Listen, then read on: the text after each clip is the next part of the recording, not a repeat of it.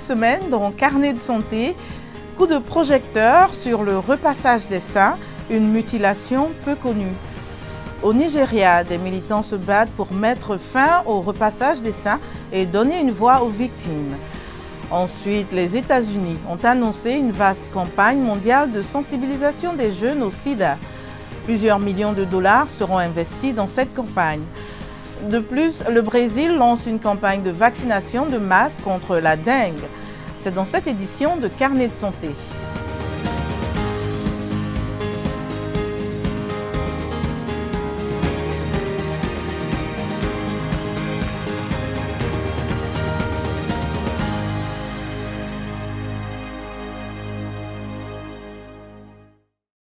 Bonjour à tous, merci de nous rejoindre pour une nouvelle édition de Carnet de santé. Avez-vous entendu parler du repassage des seins? Si la réponse est non, vous n'êtes pas seul. Souvent réalisé dans l'intimité familiale, le repassage des seins consiste à masser les seins d'une jeune fille à l'aide d'objets chauds comme des pierres ou des spatules pour les faire disparaître. C'est une vieille tradition pratiquée en ville ou en zone rurale afin de retarder les signes de la puberté chez les filles sous prétexte de dissuader toute attention sexuelle. Le repassage des seins est une forme de violence contre les filles qui peut provoquer de graves douleurs, des lésions, des infections et des traumatismes psychologiques. Environ 3,8 millions de femmes ont subi le repassage des seins selon les Nations Unies, notamment au Cameroun et au Nigeria. Gibson Emeka a ce reportage avec le récit de Nani Talani. Patience Williams n'avait que 10 ans lorsqu'elle a été soumise au repassage des seins. Craignant qu'elle n'attire l'attention des hommes, sa mère pressa un objet chaud sur ses seins pour en ralentir la croissance. C'est très douloureux. C'est très douloureux. J'avais l'impression que mon corps était en feu. 10 ans plus tard, Patience Williams demande la fin de cette pratique douloureuse. Cette jeune femme, qui a également subi le repassage des seins, dit qu'elle regrette d'avoir fait subir une telle épreuve à sa fille. Ils l'ont fait pour moi, ça a marché, mais quand j'ai donné naissance à ma propre fille, j'ai essayé, mais ça n'a pas marché. Mes 2 autres filles, je ne leur ai rien fait. Tout ce que j'ai fait, c'est que je les rapproche de moi, j'en fais des amis. Si quelque chose les dérange, elles me le diront. Choma Agwebo, militante nigériane des droits de l'homme, décrit la nature néfaste de cette pratique et la façon dont elle viole les droits fondamentaux des femmes qui la subissent. Imaginez que quelqu'un chauffe une pierre et appuie sur une autre partie de votre corps parce qu'il ne veut pas que cette partie grandisse. Personne n'a le droit de déterminer le taux de croissance du corps d'une autre personne. Le Nigeria considère le repassage des seins comme une infraction pénale au même titre que les mutilations génitales féminines et les mariages forcés. Sa loi de 2015 sur l'interdiction de la violence contre les personnes punit spécifiquement les auteurs de telles pratiques traditionnelles préjudiciables d'une peine d'emprisonnement maximale de 4 ans et d'une amende maximale de 500 000 naira ou des deux à la fois. Cependant, malgré les dispositions de la loi, il n'y a pas d'antécédent connu au Nigeria de sanctions pour les auteurs de ces pratiques. Dans certains endroits, comme le village de Djikoyi, les gens font encore le repassage des seins. Les chefs de ma communauté sont des personnes qui écoutent le gouvernement. Ils font de leur mieux pour que cela cesse. Le repassage des seins peut provoquer non seulement des lésions tissulaires, mais aussi des traumatismes. Parmi les autres effets secondaires, on peut citer les malformations, les retards dans la production de lait maternel et les infections. Des militants comme Choma Agwebo et des survivantes comme Victoria Williams affirment que la législation ne suffit pas. Ils tentent de sensibiliser les communautés où le repassage des seins est encore accepté en faisant passer le message dans les médias et en exhortant les chefs des communautés à condamner cette pratique douloureuse. Nous avons demandé votre avis sur le repassage des seins et comment mettre fin à cette pratique. Voici quelques réactions depuis le Cameroun. Par rapport au repassage des seins des jeunes filles, oui, il faut d'abord noter qu'à chaque communauté, ses spécificités. Vous allez voir par exemple au nord, certaines familles les grands-parents ont eu à repasser les seins de leurs enfants. Et puis les enfants ont grandi, eux aussi font ça à leurs enfants.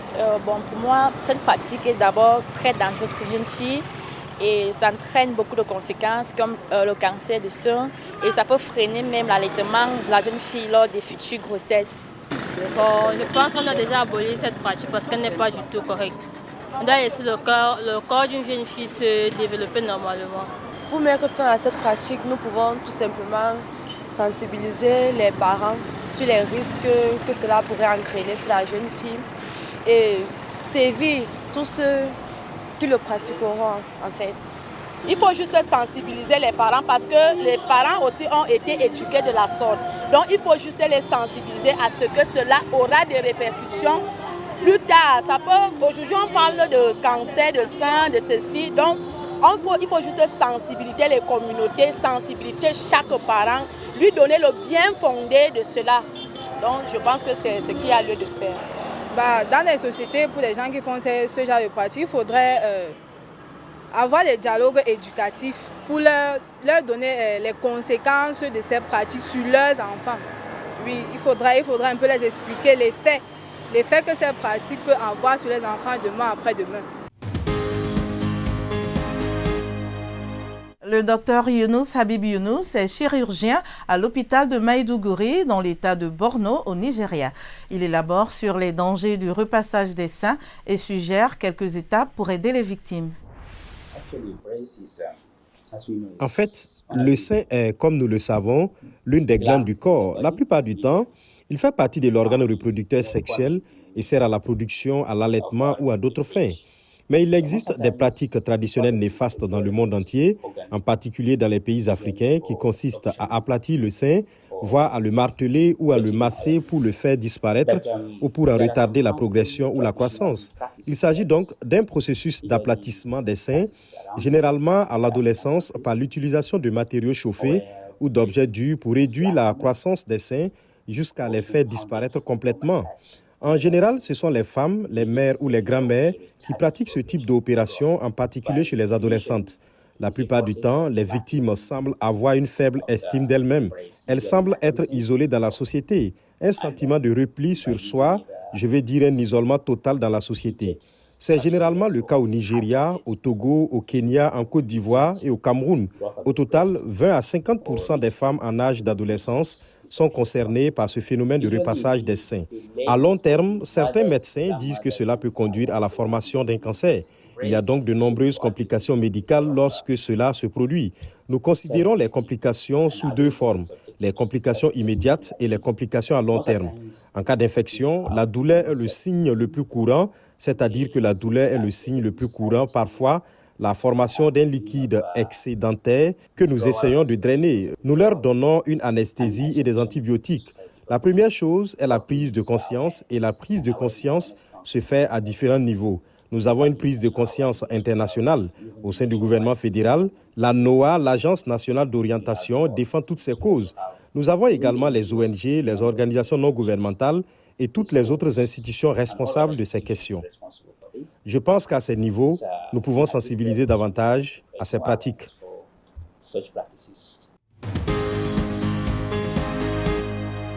Le Brésil a lancé une campagne de vaccination de masse contre la dengue face à une recrudescence des cas dans tout le pays.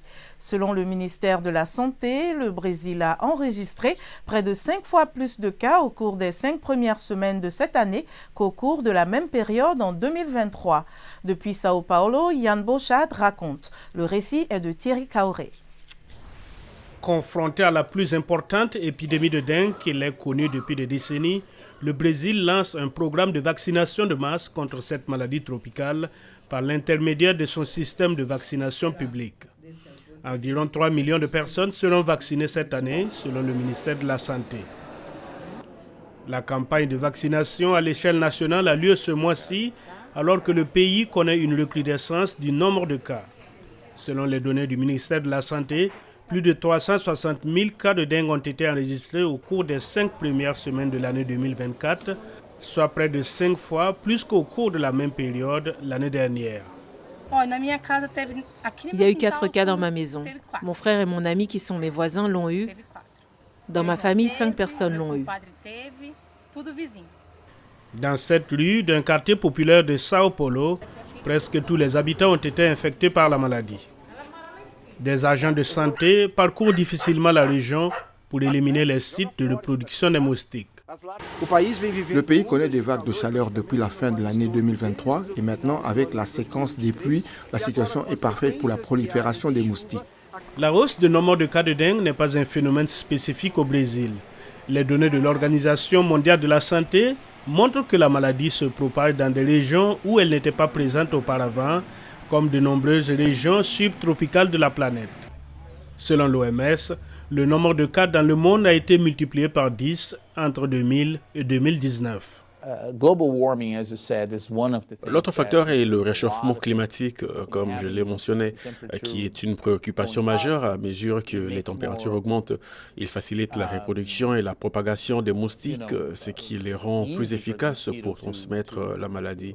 M. Callas dirige une équipe de scientifiques brésiliens qui finalisent les derniers tests en vue de mettre au point leur propre vaccin d'ici l'année prochaine. L'Agence onusienne de lutte contre le sida affirme que le nombre de personnes vivant avec le VIH-Sida a considérablement diminué. Néanmoins, environ 630 000 personnes sont mortes de pathologies liées au virus en 2022. L'ambassadeur Dr. John Nkengasong, coordinateur américain de la lutte mondiale contre le sida et haut fonctionnaire du Bureau pour la sécurité sanitaire mondiale et la diplomatie, s'est récemment rendu en Afrique du Sud. Sur place, il a annoncé une campagne mondiale de sensibilisation des jeunes à la maladie. La journaliste Vicky Stark l'a rencontré. Le PEPFAR est important pour l'Afrique parce qu'il a été une plateforme qui a transformé la réponse au VIH-Sida depuis 20 ans. Il a sauvé des vies, 25 millions de vies, évité à 5,5 millions d'enfants d'être infectés par le VIH. Il a renforcé les systèmes de soins de santé dans de nombreux pays africains. Comme nous le savons tous, une personne sur 5 vivant avec le VIH-Sida dans le monde vit en Afrique du Sud. Il y a environ 2 millions de personnes en Afrique du Sud que nous devons encore trouver et mettre sous traitement. Si nous voulons atteindre notre objectif de mettre fin au VIH-Sida en tant que menace pour la santé publique d'ici 2030, l'Afrique du Sud est importante. Nous, PEPFAR, lancerons une initiative pour la jeunesse qui vise vraiment à redonner de l'énergie aux jeunes et qui leur dira que le VIH-Sida est une menace. Ce n'est pas fini. Vous n'avez peut-être pas vu les ravages causés par le VIH-Sida, mais le VIH-Sida existe toujours et il faut être conscient des risques. Il s'agit d'une campagne de sensibilisation et j'espère vraiment qu'elle deviendra une plateforme qui catalysera et dynamisera les jeunes à travers tout le continent. Il y a 2 choses que nous devons faire. Nous devons combler les lacunes chez les enfants. Les taux, la capacité et l'aptitude à trouver des enfants, à les amener à des soins et à les maintenir dans ces soins afin de contribuer à la suppression virale ne sont pas très élevés. Nous devons nous pencher sur les adolescentes, les jeunes femmes et les jeunes gens, car nous constatons également qu'il est difficile de maintenir les hommes en traitement et même de trouver des hommes, des jeunes hommes, et de les mettre sous traitement. Nous devons nous pencher sur les populations clés telles que les détenus, les travailleurs du sexe, les LGBTQI, et nous assurer que tous les obstacles politiques liés à la stigmatisation, à la discrimination et à la criminalisation sont éliminés. Si nous érigeons des barrières dans cette communauté ou ce sous-ensemble de la population, nous ne pourrons jamais gagner la lutte contre le VIH-Sida. Je pense donc que la chose que nous devons faire, c'est de connaître les lacunes en matière de VIH et combler ces lacunes dans tous les pays qui sont touchés. Notre émission tire à sa fin. Pour plus d'informations et l'actualité, rendez-vous sur notre site web voaafrique.com. Vos questions et réactions sont toujours les bienvenues sur la page Facebook de VOA Afrique. Vous pouvez aussi me suivre sur X @linormoudou. Merci de votre fidélité à Carnet de santé. D'ici la semaine prochaine, portez-vous bien. À bientôt.